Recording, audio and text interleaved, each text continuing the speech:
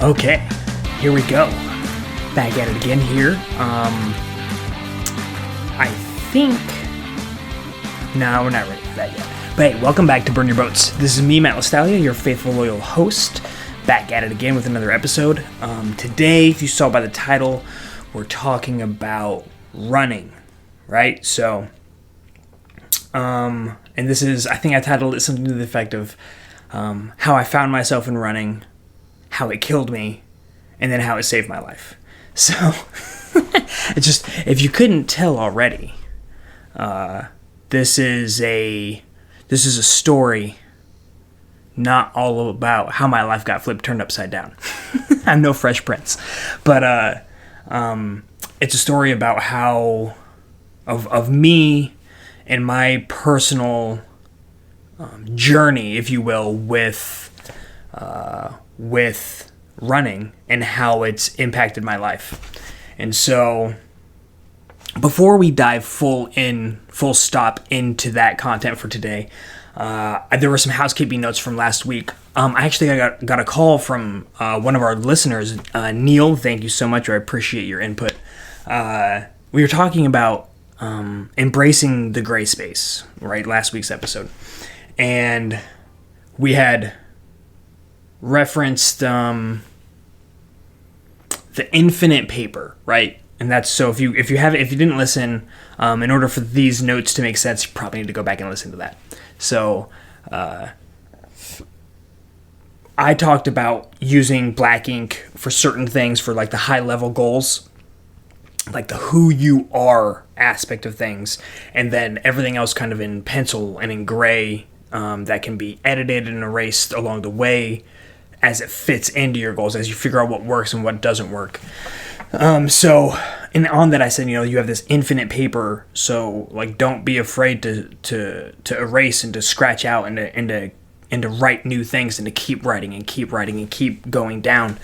But one of the things that you brought up, and this is something that I always found to be of particular importance, is that it's not infinite, right? Our lives are not, they're not infinite pieces of paper. They're finite. It's, you will die. In case you were curious, at some point, you're gonna die. So, with that, you need to keep that in mind as you're writing these things down. This is why it's super important that it creates emphasis on what it is that you're trying to do. There was a great quote that I heard. It was actually in a show that my wife and I are watching, and it's from a show called Hannibal, which I can't believe we only just found it, but I think it finished off in 2013. 7 years. Can you guys believe that 7 years ago it was 2013? That's nuts. That's nuts. We're out of the teens. We're almost into 21. It's wow. So, but the quote was something I wrote down, like a brief note of what it is. It's not butchered, so it's not a quote, but it says, the period at the end of the sentence allows me to value the beauty and the awe of life. And that was, Hannibal had said that in the show, right? So taking inspirational quotes and monumentous meaning from a cannibal. So, but it's really good, and I think it was really poignant in that it, when you think about it, it's because our lives end, it gives everything we do extra meaning. I mean, we go back to the Greek mythology of the gods being envious of people because we were able to love so much deeper, and everything we did meant so much more because there was an end to it. They didn't know what that was like because they would just always go on, And so, but because that is the case, it is even more important that you actually write this stuff down. And I don't mean like just that is not a metaphor. That is direct guidance, right? So it's, write it down. Get out the piece of paper and realize that the longer you wait, the shorter that paper is going to get. I mean, and legitimately, none of us know how long that's going to take. None of us know how long we are going to be on this earth, and so we have to take full advantage of the time that we have. And in part of doing that is emphasizing action and actually, this is a great kind of plug that I can do for the other show that I'm doing with Adam Messer, the Matt and Adam show. We talked about flawlessness and the imperfection and living with and embracing the imperfection. And we just dropped the 3-part series that's all about flawlessness and perfectionism, and how so many people get caught up in something not being good enough, not being just so for completion, to mark it done, and so they never finish. Or because it's so daunting, because they know that they want it to be perfect, they never set out to do it in the first place. And that is, I mean, shoot, the setup for today, this is the first time I'm using 2 different cameras, and I have a microphone running separately from those, and I was getting, and I took the time to go through each one to make sure everything's lined up, and to get all of the digital stuff lined up together, and to get the layout done the way that I wanted to. And you know what? It's not exactly how I want it. But at the end of the day, there gets to a point when, you know what? Done is better than perfect, because perfect is rarely, if ever, achievable. So that's now that we're like 10 minutes into the show, we can segue right into the actual content for the day. So, okay, I actually wrote some notes out so that way I could kind of keep this pointed, and there's a lot of history here, spanning back about 8 years. So I didn't want to miss anything. There were very important parts of this, so I have my notes with me today. Okay, so circa 2012, I am in the 82nd Airborne Division on Fort Bragg, and I'm running is a very, very cultural part of what we do. And I mean, in the Army, wherever you go, you're going to run, right? You're going to run. But in certain places, physical fitness and specifically running become put on a higher pedestal than they do in other places. And Fort Bragg and the 82nd is on the list of the places that do that. So, I was there, and I had been at Fort Bragg, not in the 82nd, for my entire career up until that point. And so I came in 20, so it was like 3 years in the Army at that point. And so I was, essentially what I'm saying is I was fully indoctrinated, and I was all about it. I loved running, and my 2-mile run times were pretty freaking good. The perfect score on an Army PT test, the physical fitness test, is running 2 miles in sub 13 minutes, and it's broken down by gender and age group and all that stuff. But for me at the time, it was you run below 13 minutes and you get a perfect score on the run. And so I was doing that. I was hitting and missing on that. It'd be like 13:15 to 12:30, somewhere in that range, depending on the day and how much time I had taken to actually prep specifically for the run, for that 2-mile run. And I won't get into the way that I feel about we're running 2 miles. I got feelings. But at any rate, I found a way, and I did pretty well at it. And then through being on Fort Bragg, running distances that were longer were very normal. And there's group runs at 4 miles that we have to run for the standard quarterly, but that was nothing. It wasn't anything anybody thought about, because we ran so much more than that on a regular basis. I remember Mondays became the first time I ever ran any sort of long distance was right after I showed up, and it was a 6-mile run there on Ardennes Street in the glorious Fort Bragg, and that felt really good. I remember and when I got done running, I felt like my legs were still moving when we had stopped. and I felt amazing. And it still didn't really sink in like the how much I enjoyed running long distances and things of that nature. But that was my first introduction, the first time I had ever broken, past 3-4 miles. And so I started running on my own, and I caught Pamela and Phil, when I had them on the show from How to Run. They had said that Pam had caught the bug, and she had caught the bug for running. And so that's essentially what happened to me at that time, is I caught the bug, and I started running and running and running all the time I was running, and I loved it.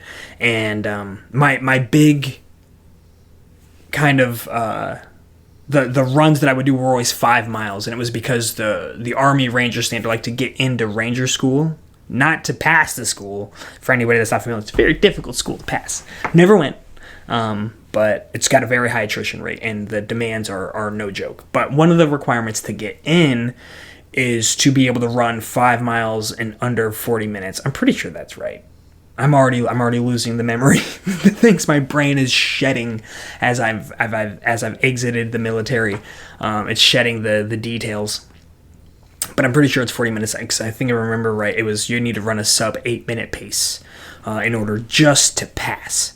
And so I was running it. I was getting after these 5 miles, and to the point where I had ran in the 32s. I don't remember what it was. I just remember seeing after a 5 mile run, it was 32 and some change, and I was like, oh wow, that's pretty freaking good. I felt pretty happy about it. And it wasn't flat road, there were hills and everything. That's the type of running shape that I was in. And from there, then 6 miles, I was like, well, I wonder what would happen if I went further. It was just like genuine curiosity, and just like, well, I'm already out here, just tack on another mile. So I started running 6. I started running 7. And then I remember there was one fateful day, where we were living on post, and I was like, I'm just going to run the installation. Like, I'm just going to run from where our house is down to like the end where this gate is, and around and back over and come back to the house, and whatever that is, that'll be what I run. I have no idea. But I had some sort of Fitbit tracking mechanism with me and my phone, and I'm listening to podcasts because I was doing that even then. And as I'm running and running and running, I'm having a great time, just feeling great. And I get back to the house, and I'm running up, and I was like, man, I feel like I could keep going, And I was like, but I felt like. And it didn't really hit me first. Really, the first thing was I was like, okay, I got it. Let me check my distance. So I checked the distance, and it was 10.2, something like that, a little bit over 10 miles. And I was like, oh my gosh, I just ran 10 miles. I've never run. I've hit double digits. That's interesting. And then I stopped for a minute. I was catching my breath and kind of walking around, and I, just for a second, just long enough where I could look up on my phone how long is a half marathon? Because I didn't know. I had no idea. And anybody that's watching this from the running groups, like, you'd be like, wow, really? You didn't know? Like, yeah, there was a time when I didn't know. So I looked it up, and it was 13.1. And I was like, oh, well, I'm right there, and I feel great. And so I kept running. I ran another 3.1 miles, and I did it. And there was this feeling of, and it's interesting because it's completely arbitrary, like these mile distances are chosen, but because as a society and as a people we've put names to it, and there's like a claim, and there's esteem around being able to do such things, that I ran the 13.1, and I had this great feeling of accomplishment, like, holy crap, I just ran a half marathon. And it was interesting because I had no desire after that point to run in an event, like, at all. 0%. I didn't understand the concept. I think that I even looked it up, and I saw how much it was to pay to register for an event, and it was something like $80 or something. I was like, I'm not going to spend $80 to go run. Like, run around a huge group of people. I'm not a huge crowd kind of guy. So I'm going to go pay $80 to run around a big group of people where I have to like navigate them and try to find a place to get my own pace and wait all morning and get up at the butt crack of dawn to do this stuff that I'm not really hell-bent on doing anyway, other than just the run. So I just ran on my own, and 13.1 became my standard. I mean, there were times I ran up to 15, maybe. I'm trying to remember. I legitimately do not remember the furthest that I've ever run. But it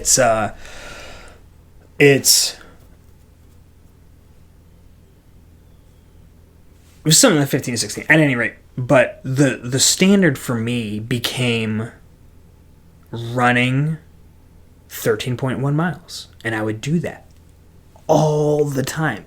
Multiple times a week I'd run it. And there was no recovery.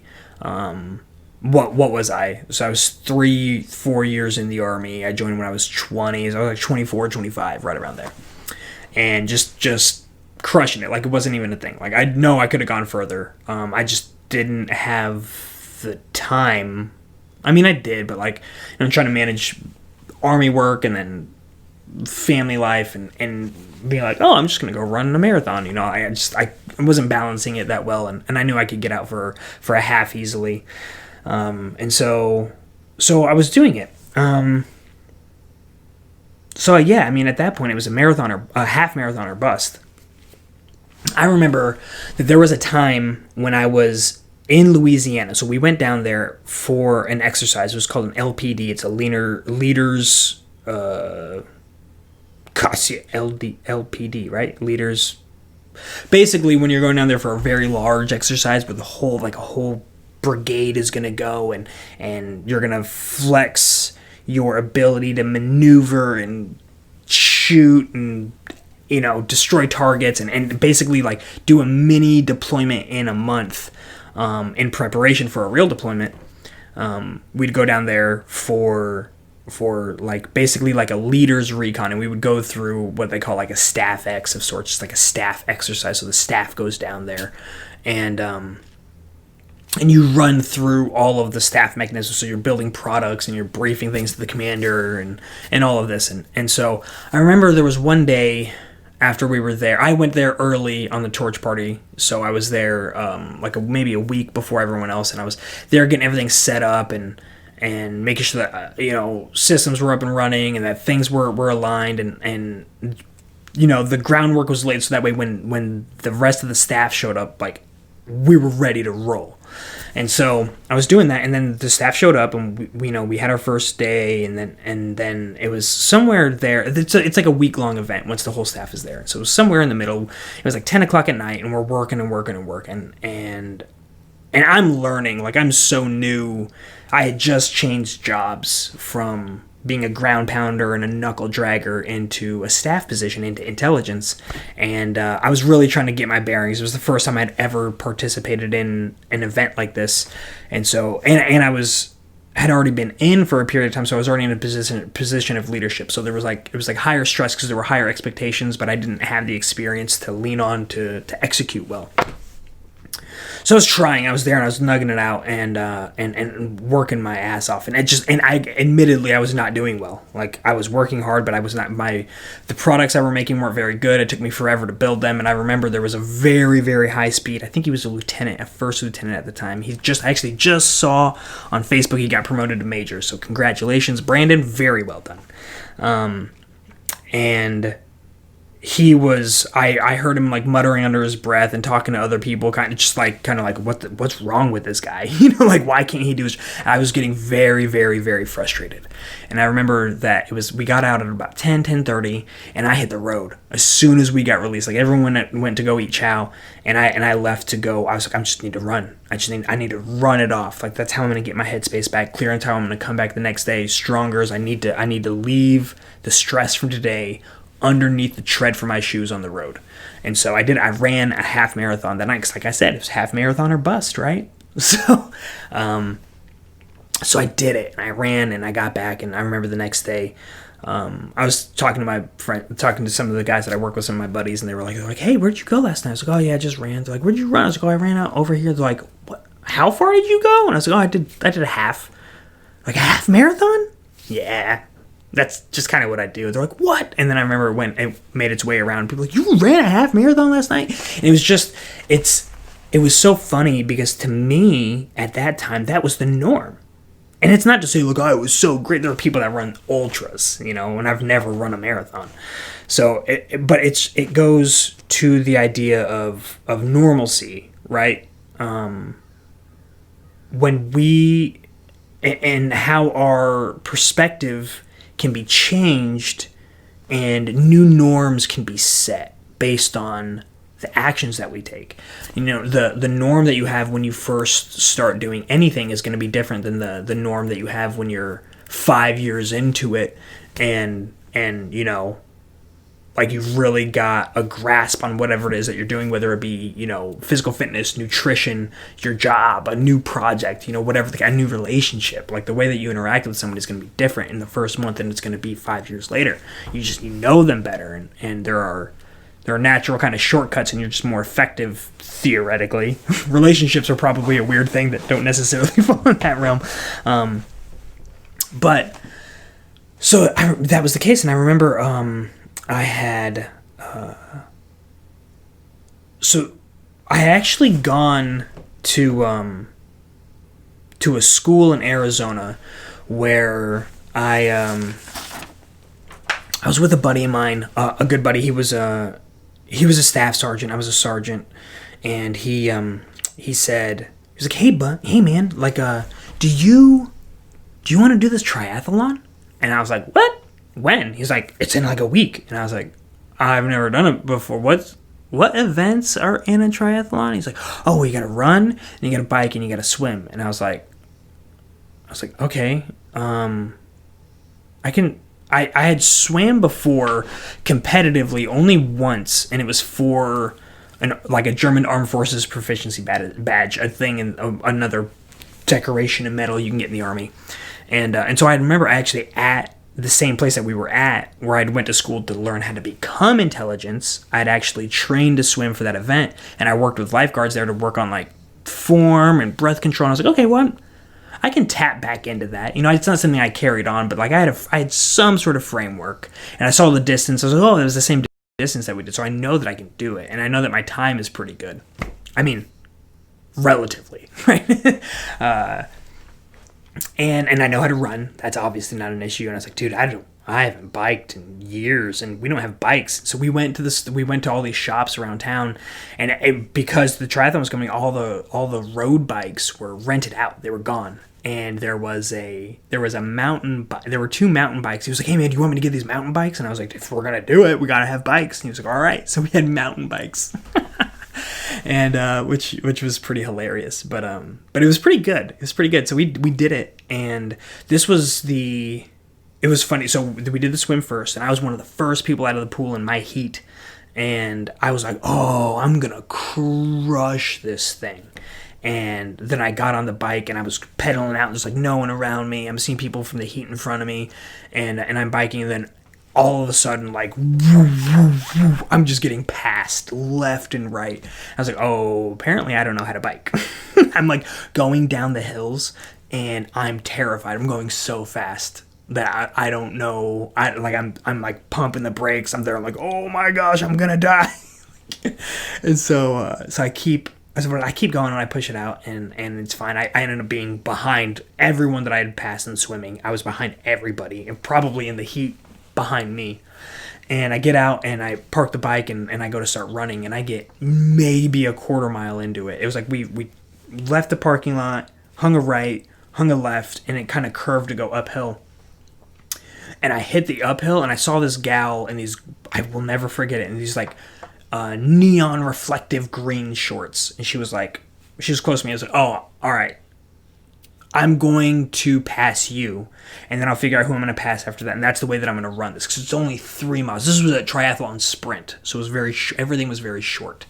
And I remember looking, and I was like, I'm gonna get her. She's number one on the target. She's my 50-meter target. She's right there. I'm gonna get her. And so I'm running, and I start getting after her to go, like, not like sprinting, but just like picking up my pace. I'm like, okay, I'm gonna get her. And I'm like, man, she's going at a pretty good pace. Like, I'm gonna have to push. So I'm pushing, and we hit the bends, and we're getting ready to go hit the right and go uphill. And I see her, and I was like, I'm gaining on her, and I was like, I'm gonna get her. And as soon as we hit the uphill, boom, my right calf just locked up hard as a rock, cramp. I've never had a muscular cramp, I think, ever in my life before that point. I had like stomach aches and stuff, but nothing ever that like seized and took me down. So it seized, and then my left leg seized immediately after that. And so I did no prepping for this. Let me preface it by saying, no prepping for this whatsoever, other than the running that I was doing on my own anyway, outside of the school that we were at. And so at that point, it shifted very quickly to, I'm going to pass these people, to, I'm going to finish. I'm going to finish this race. And I did, and I was dead last in my age group, and like every category that they had me marked, and I was like dead last. It started off so well. But that was like kind of the last big physical-based event that I had ever done. And it was after that I went back to brag, and I did really well in the chorus, graduated like towards the top 10% of the class, and everything was going well. Like my head was on straight, like feeling great. Head back, and shortly thereafter, we probably got done in June, late June, got back, and it was interesting because so okay, before we get to the interesting part, we'll get to the topic, right? So the next, I'm in an airborne unit, right? And so we're jumping. We jump static line parachutes, which means that when you jump out of the plane, you have in the parachutes that we had at the time, you had 4 seconds of free fall, and it was really like 3.5 of free fall, and then you would feel the cord that you're attached to that's in the plane yank open your parachute, and then you go down. And we're jumping at our standard tactical jumps were like 800 feet, and then our the training jumps were 1250. So all of it were super low altitude. And I get back, and we do it. We have a jump, and it's in August. And I remember I jumped and I landed, and I don't even to this day, I do not recall it being a particularly hard landing. But I do know that it was my, I don't know the specific number of jump. I think it was my 45th jump. And that's relatively high, especially at that point, because I was still a sergeant. I was getting ready to go to the board, or I just gone to the board, and I was waiting to get pinned for staff sergeant, and so I mean, like I said, I jumped and everything was fine, and it was the next day, and I'm sitting on the couch with my son on my lap, and I lean forward to kiss the top of his head, and when I lean forward just like this. You can't see if you're just listening, but it's on the video. I lean forward just like that, just to kiss the top of his head. And I feel a spring, poof, like shoot, like if a spring was like lined up and then something happened where like it shot out, it felt like wing, and it just felt this like vibration in my lower back. And I was like, oh, it didn't even hurt. I was like, oh, that's weird. I don't know what that is. I've never felt a sensation inside of my body like that before. And so I was, just carried on normal life, went to work, and it started to get painful. Started to the point where like standing up for too long was hurting, and sitting down was really hurting, and everything was hurting. I remember, like, it was about 2 weeks from that day. It was end of August, maybe into September. I'm standing in our office, and very close to my buddy, who I'd talked to about the pain and everything that had been happening, and he was the guy that did the triathlon with me, that brought it up to me, and I was standing next to him, and people were talking to me, and I wasn't even listening. I was like, my body was throbbing in pain, and I couldn't feel my feet, and I had this radiation shooting up and down my legs, and I collapsed into his arms, and he's like holding me, and he's like, holy shit, man. I was like, dude, I don't feel right. And he's like, I'm taking you to the ER. I was like, I think that's the right idea. Well, at first it wasn't the ER. We went to the clinic, but it was like 16:30, 4:30 in the afternoon, and we went there, and all the docs were gone. Go to the ER, wait all night. The doc there's pissed at me, thinking that I'm trying to circumvent the system to get an MRI, and I'm like, no, I'm just in pain. I don't know what I need. I need the pain to go away. That's what I want. He's like, oh, okay. If that's the case, he gave me a couple of pain pills. He's like, go see your doc in the morning. Use these to sleep. And by that time, it was like 2 a.m. So I take these pills and I go to sleep and go to the doc in the morning, and then that turns into the whole fun healthcare stuff that took me months to be able to get an MRI. But at any rate, that's another story. Basically, what happened from there is that my whole life changed. I was like at the pinnacle. I was the leader for physical training, PT, in our section. Like every run that we did, every ruck that we did. If somebody else was leading an event, it was at my direction. It was they were running their plans through me, and it wasn't because of my rank, it was because of my prowess, because of how much I knew and what I could do and how I could push people and push myself. And so, whether we're rucking or we're running or we're going to the gym, like it was like my show. It was like my time. While I was still learning how to become an intelligence analyst, PT was my game, and I had that. And so that was kind of my rock. And so I kept doing PT with the group in the office, but I had to actively be like, hey man, you guys got to take this over. I can't keep up. I can't do it. Like I can organize the events, but I can't participate at the level that I was. And I remember there was one day my buddy had that I worked with, a really great guy, Dan Cook, just a unbelievably smart, amazing individual. A great friend, great personality, great outlook on life, and just blessed and honored to count him as a friend. And he, it was his plan, it was his day to do PT, and we ran down Ardennes and Normal Street, and we hung a left, and we went down this hill, and we were doing different running techniques and stuff down the hill, then up the hill, and down the hill, and then up the hill.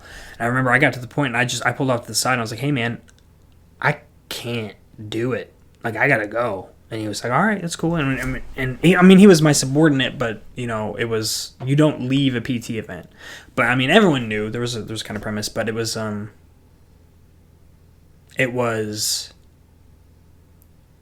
significant event, because after that, I had to go to my shop to all these soldiers that I was leading and mentoring and tell them that I wasn't going to be able to do PT with them anymore. And this was a very emotional event. It was very hard for me because, like I said, that was my rock. That was my place. And it was a place where I felt like I could still mentor and do well. And I was still doing it in the leadership aspects. But it was, this huge part of me had just been taken away. And it was, like I said, it was emotional. I was tearing up, and I looked at some of the soldiers, and they were emotional about it too. It was a fairly big deal. And it was, at that point in my life, running was over. And I was devastated. And it showed through what proceeded to happen over the next several years. And I really lost it. I got completely out of shape. I'd gained weight. I don't remember what. I never thought about what weight I was at before, because it was never an issue. But I got to the point where the Army has a certain allowance for weight that you're allowed to get to.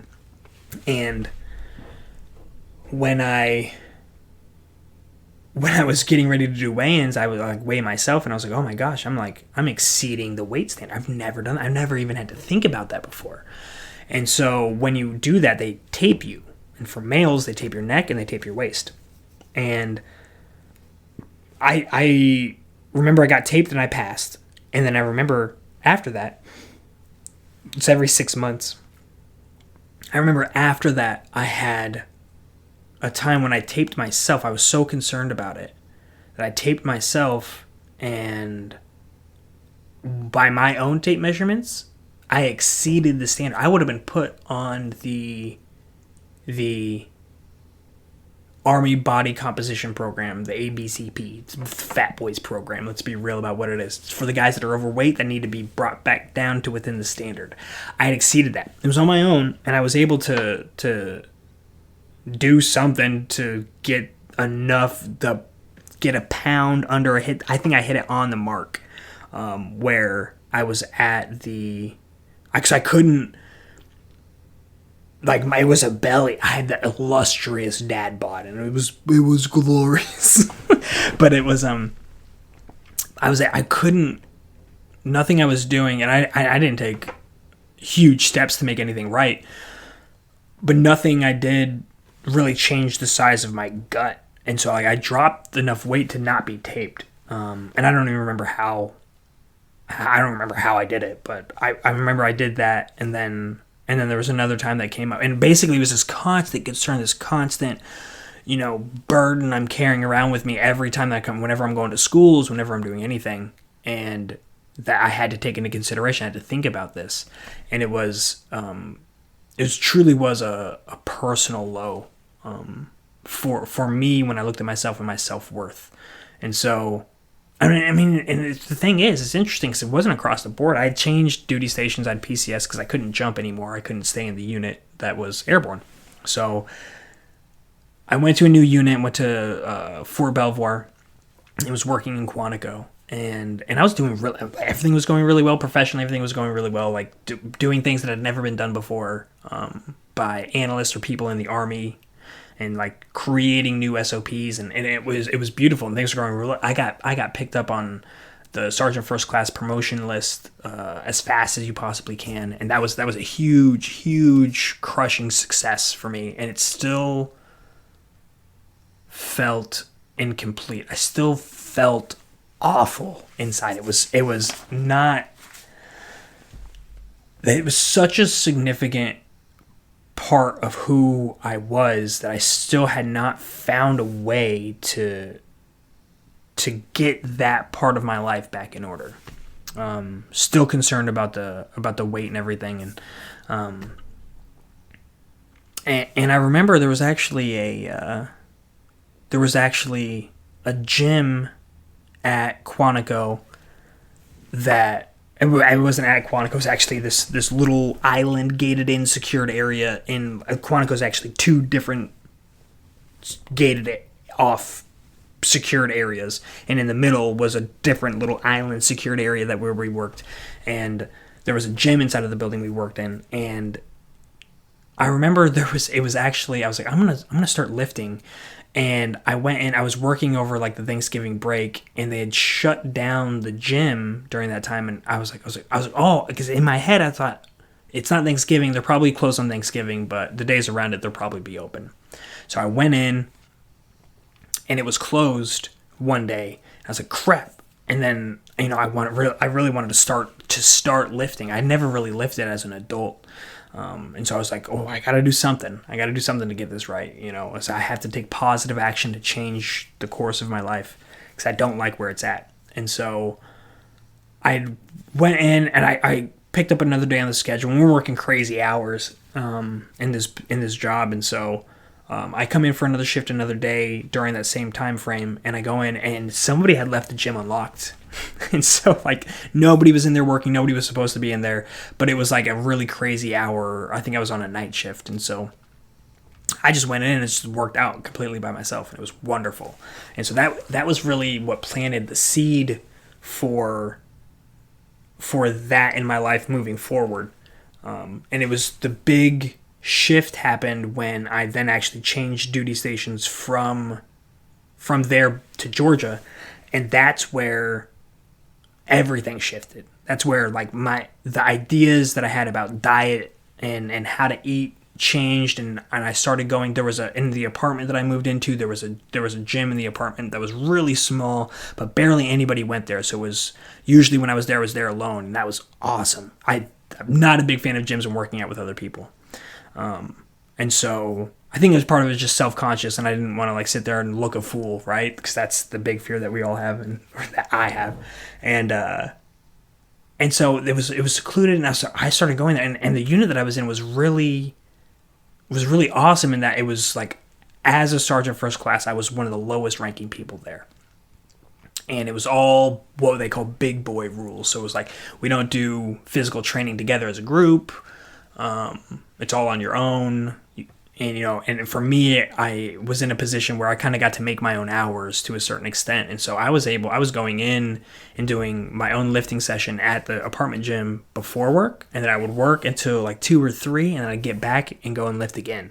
And I changed my diet, and I stopped eating breakfast. So without even knowing it, I started doing a kind of a version of intermittent fasting.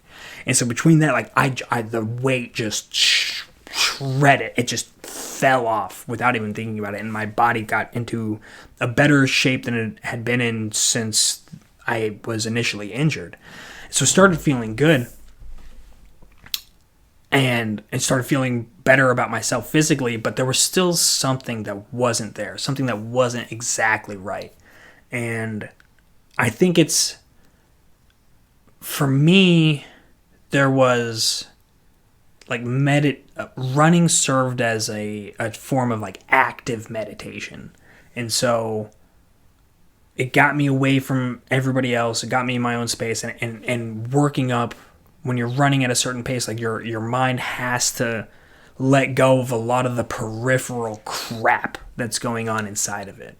And so you have to, the harder you push, the more you have to focus on your breathing and just the pure intestinal fortitude to just keep pushing, just keep putting one foot in front of the other and not quitting. And so that is something that I wasn't getting. Like, I'd get that in short little bursts with weightlifting, but nothing to the extent like I got from running. I even picked up swimming, but the logistics around swimming were so hard. Swimming absolutely did the same thing. But it was so hard to work with the hours of the pool. They closed at 1 o'clock every day, and it was a mess. And so I decided I would start running again, and I was like, I'm just gonna go. And I went real slow, and eventually I started picking up like I'd run like 2 miles. Like I would lift in the morning, lift in the afternoon, and then go run 2 miles, just to completion. Time was, I had the trackers with me because I'm a sadist like that. I get stuck around the numbers, get bent on it, and so I was tracking my times and everything, and they weren't great.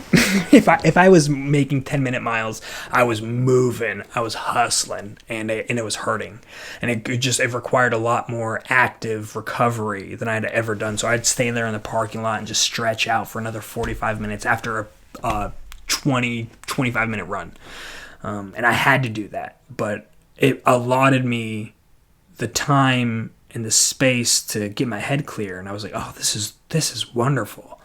And I kept going, and I got that active meditation back, and I started to be able to run further, and it was just more was required, and just more time and more consideration, and just paying attention to my body and getting to know my body in that way again, and being able to kind of mentally shrug off the thoughts like, oh, these times aren't very good because you used to run this, and just accepting who I am now as a new starting point for how I was going to move forward with running. And so this is what I was able to do. I was able to work hard enough and work overtime. I was, because of the time that I put into it over and over again, over a couple of years of running and doing it like this, I was able to start decreasing that mental stress. I was getting that increase in confidence again. I was getting that clarity, that mental space, and really I was able to. One of the most important things for me is that I was able to run out,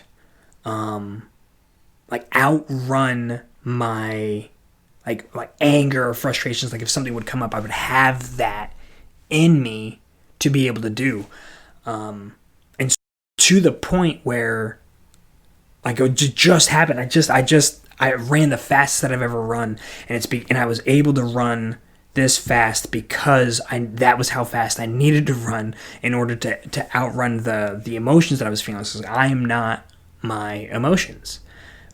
But I couldn't find the right headspace. I couldn't get myself reframed the right way without outrunning it. Like I needed my brain to be able to completely let go of the thoughts around it for some period of time. And the only way that I could think to do it was by running. And so I went and I ran 4 miles. The first mile was an 8-minute pace. The second mile was an 8-minute pace. The third mile was a 7-minute pace. And then the last, it actually didn't end up being quite 4. It was like 0.8 of a mile for the last one. And that was like a 9-minute pace. And so the overall, I mean, it was an 8-minute pace for about 4 miles, which is minutes faster. For that length, I would have been able to do that maybe a little bit probably not even a little bit faster, but for lower distances, for like 2 miles, 2.5 miles. But for that distance, for 4 to run at that pace, that's the best that I've done since I've been injured, period. And that's there for me as a tool. And so in the end, like I said, for this, it was how I found myself in running.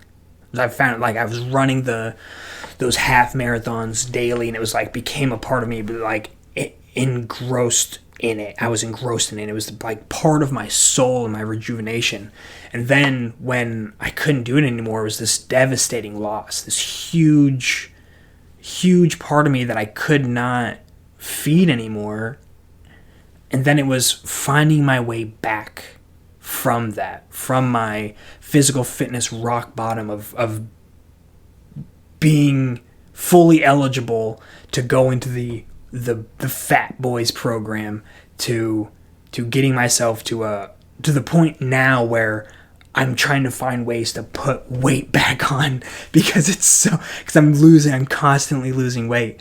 And so it's thanks to, I mean, running plays a part of the weight thing, but it's the bigger thing with the running was what it's done for my headspace. And so that's how it saved my life, is that I've been able to bring it back in as a very active tool to use to get myself back in the right state of mind. And that has saved so much time and frustration and stress and heartache. And so this is my episode. This is my ode to running. This is my I love you to running. And for those that run, my heart and soul are with you. And those that don't run, I'm not saying you have to run. I'm just saying you need to, it's another tool in the kit bag, and it doesn't have to be that, but it's something. You need to find something that can basically do like a hard reset that does a wipe from your head of where you're at when you're in that place, when you're just seeing red, and that you can get yourself that little bit of a break from it. And so that's the tool that I have. That's the tool I use. Thank you guys. I appreciate you so much for coming in and listening, and I will see you here again next week.